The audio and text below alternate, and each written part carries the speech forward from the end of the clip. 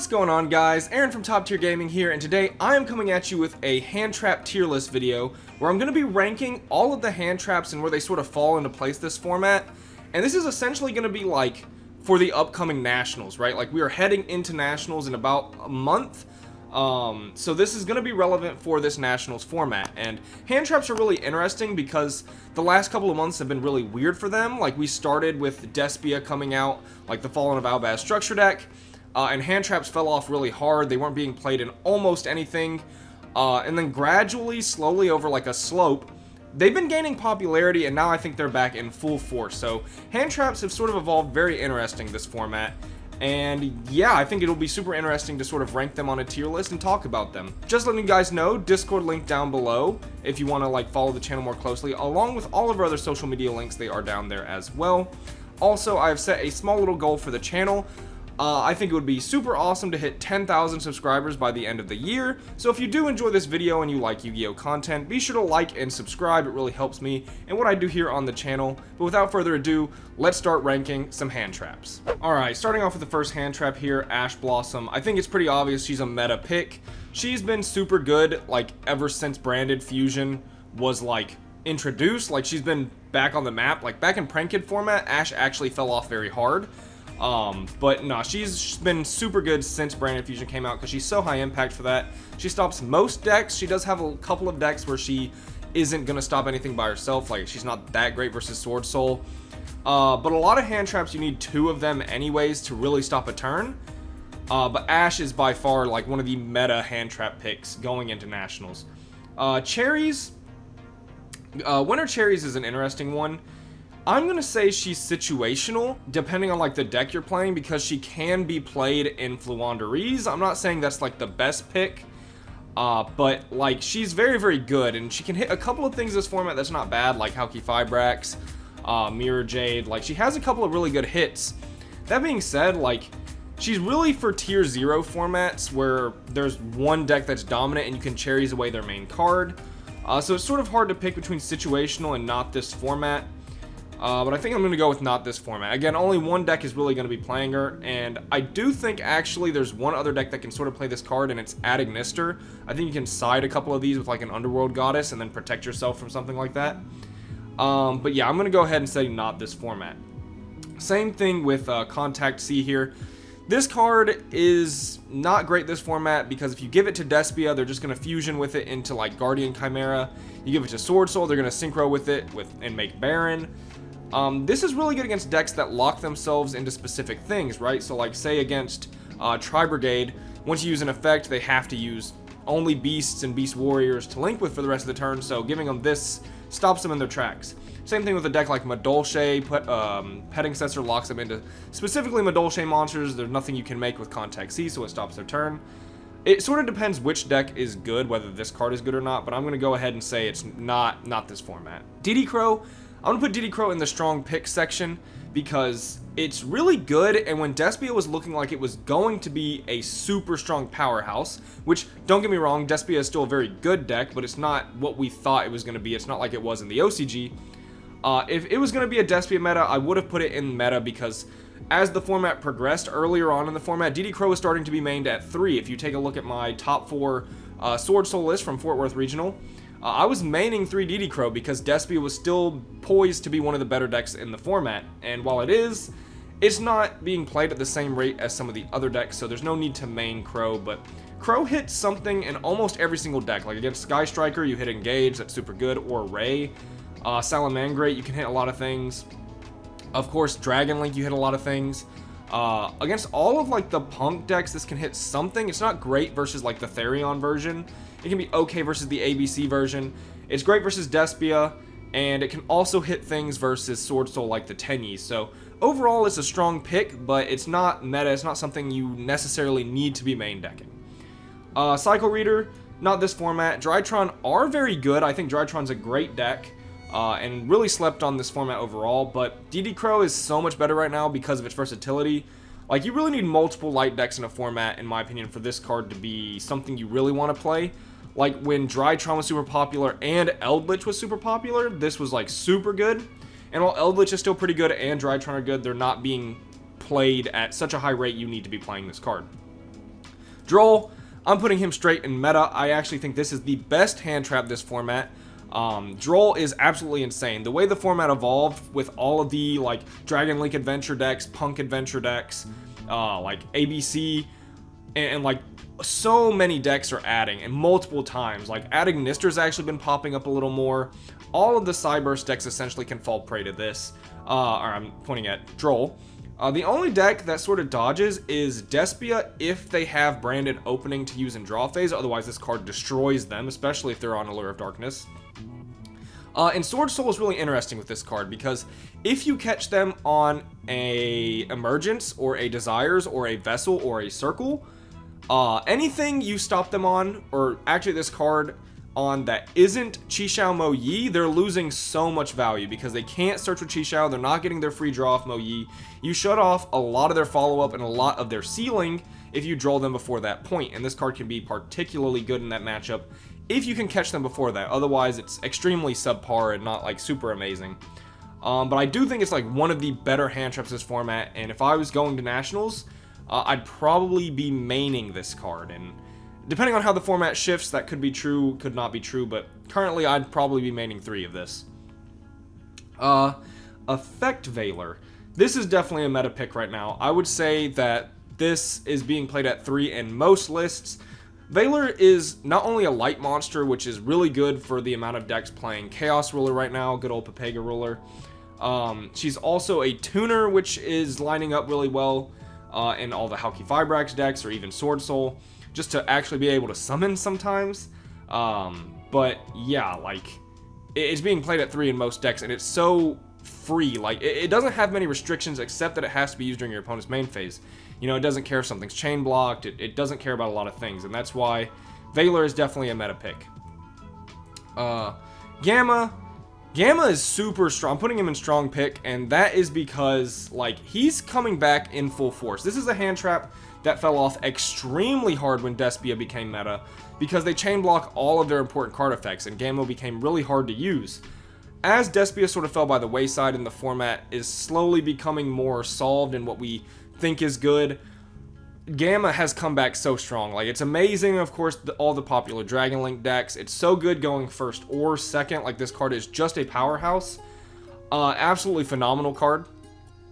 And I think it does have more risk, which is why it's in strong pick and not meta. I don't see as many people main decking this card as, like, these two in particular. And that's because Gamma comes with risks, right? Like, you have to play Driver. You can draw it when you already have a monster. It can be a tough card to actually use, but when it does, it's like super high impact, right? People are also using Gamma with Halki Fibrax to sort of make the Hot Red King of Calamities to get a free, like, you know, turn skip. So Gamma's being seen, you know, as well as it being a light monster with Veiler. So it's being seen with multiple uses. Gamma is super strong in this format. Mourner, I'm putting in okay. Like, but there's better things. Like, she's outclassed, essentially. I think you only play Mourner if you're playing a deck with, like, over 15 hand traps, or around, you know, up to 15. Like, Evil Twin, or Salamangreat, or Marincess. Decks that are playing so many hand traps, you're already playing Imperm, Veiler, Ash, and you just want more spot negates. Like, this is a good card.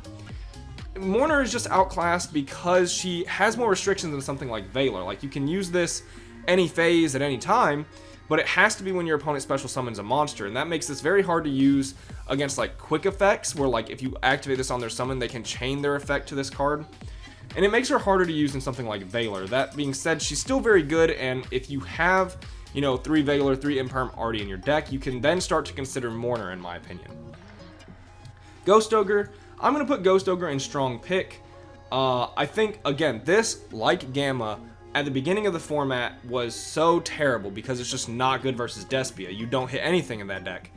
But as the format has progressed to be more, Brave has come back, Dragon Link is super good, Fluandereeze is still a menace. This card destroys all of those. Like, the reason we were playing Ghost Ogre in Prank Kid format was just because of its great matchup into the Brave engine. You just one card and you essentially out the engine, which is always nice. And this thing hitting, like, again, Boot Sector Launch, Map. This card is absolutely insane. It's pretty good versus Sky Striker if they're doing multi-roll stuff.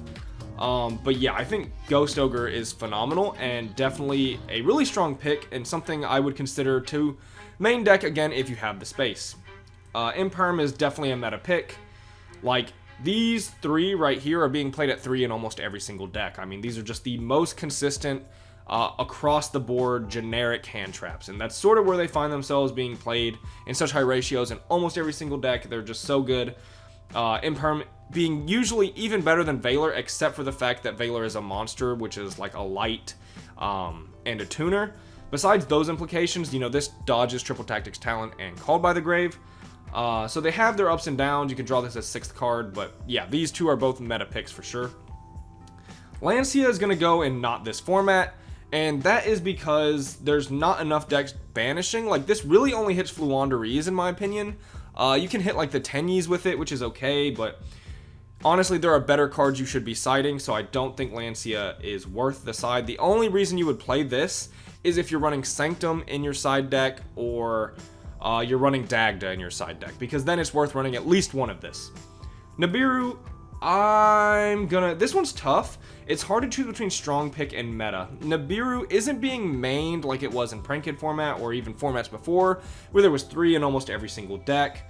Again, this fell off super hard when Despia became popular too, but I think it's coming back really strong. I mean, the last three weeks or so, this card has seen such an increase in popularity that I'm going to put it in meta. I think you should expect your opponent to be main decking this card going forward, and to play around it more. Like, if you're playing Sword Soul, maybe you don't go for the Chi Shi Long Yun Chi Shao play anymore. You make Baron and you play around Nibiru, because it is such a devastating high impact hand trap that I am now expecting my opponent to be maining, because it has come back in the format pretty hard. Fantasme, I'm gonna put this in either situational or okay. I think it's deck dependent, but I think like there's so many decks that actually link right now. Like, if you look at the format, everything besides Despia links. So I'm gonna put it in situational because I think it depends on the deck. Like, some decks can't play this really easily, like Evil Twin or Earth Machine, or even Add Ignister, because you don't want monsters in your main monster zones. But like, if you're playing a deck that has the space and isn't restricted to like certain zones or having extra monsters, this card's super good. I mean, you look at Sword Soul, they make Monk. You look at every single Brave, Tuner, Synchro deck, they're all making Hauki Fibrax. You look at Sky Striker, you look at Salamangreat, all super popular picks. Besides Fluandereeze and Despia, this card can be summoned and is at least going to get you a draw.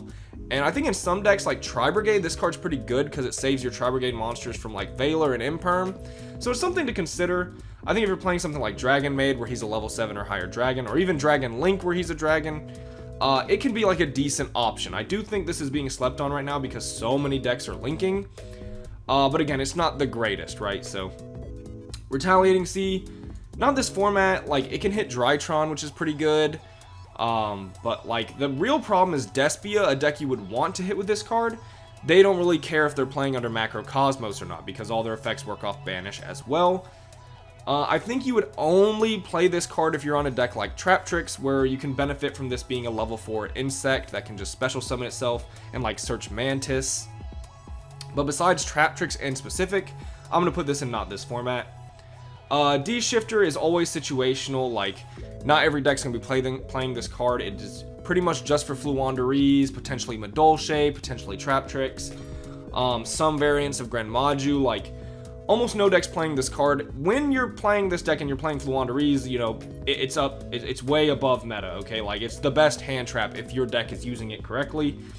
But overall, situational pick. I mean, I could put Token Collector in meta, because Sword Soul's meta, and you should probably really strongly be considering this in your side or expect your opponent to be siding it. But I'm going to put it in strong pick just because there's so many decks where it's not that great. It's really just for Sword Soul. Like, you can side it in versus the Brave stuff, but it's not, like, super amazing. It can hit the Brave stuff, and that's, like, good, but it's not, like, something I would ever main deck. But unless I'm playing Shooting Riser, then you main one of this card. But yeah, I'm going to put strong pick just because Sword Soul is very, very powerful. Ghost Bell, I'm going to put an okay. Like, at the start of the format with Despia, the start of the Despia format, not like the start of this ban list, Ghost Bell was looking to be strong. Then, you know, they adapted to play Branded Lost, which means like your Ghost Bell wouldn't work, and then you would play Crow, and then they adapted to play Mercurier if they weren't already, and then both of these were kind of weird. But my issue with Bell, despite like how good she is I think Crow is overall better right now. One reason is against like the ABC Therion deck, you can just hit pieces with this, which I really like. Another reason is the fact that you can hit things like the Tenyis. It is better versus Despia. And yeah, I think Crow's better than Bell right now. Now, if Invoke Dogmatica become popular again, this card hits Nadir Servant, this card hits, what's it called? Invocation, this card hits Gamma. This card can hit so many really interesting cards. Like when Ice Dragon's Prison is in the format, you can protect yourself from Ice Dragons with this. This hits Called By, this hits Crow. So like as a defensive card, this is better. And maybe if you're playing a deck like Evil Twin, you want to play this card because not only do you need it for Designator to protect your Sunny, but you need to stop Called By the Grave, right? So like, I think Bell is super good, but I do think overall in the meta, Crow is a little better right now. And then Dogwood, I mean, it's situational. It's situational. It's deck dependent. Like if you're playing a water deck that requires waters, like this card comes up. Like if you're playing Totally Awesome and can add this back, that's cool. But also if you're playing a deck like Dragon Maid, I've played this in previous Dragon Maid lists, or Altergeist. I think this card is secretly good in both of those decks, just because they are very slow snowball decks and your opponent does not realize when they've lost. And that is when Dogwood is very good, because one of the issues when you're playing a deck like Geist or Dragon Maid or even Sky Striker to an extent, your opponent will sit there and they will think there's a way out when you are +8 and you just don't have, you know, the ability to end the game quickly. Like these decks do not have a bunch of pushing power. So oftentimes you can go into game 3 with 4 minutes left because your opponent didn't know when to scoop. And you might need this, right? Because like you're gonna want to not lose to the clock if you're playing on Geist or something like that. That being said, you know, even those decks don't play this often. It is sort of gimmicky. It doesn't always come up, but I've had this card win me games, even when I sided it in, like go with like 30 minutes left on the clock, because I was playing against like a kitchen sink deck when that was popular, and I gained like 24,000 life points. And yeah, I mean, that's just game winning sometimes. Like Dogwood, I actually really like as a hand trap, but again, situational.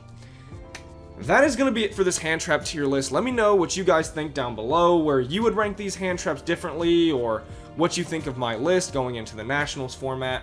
Also, I did just make this hand trap tier list. I might be missing some important hand traps.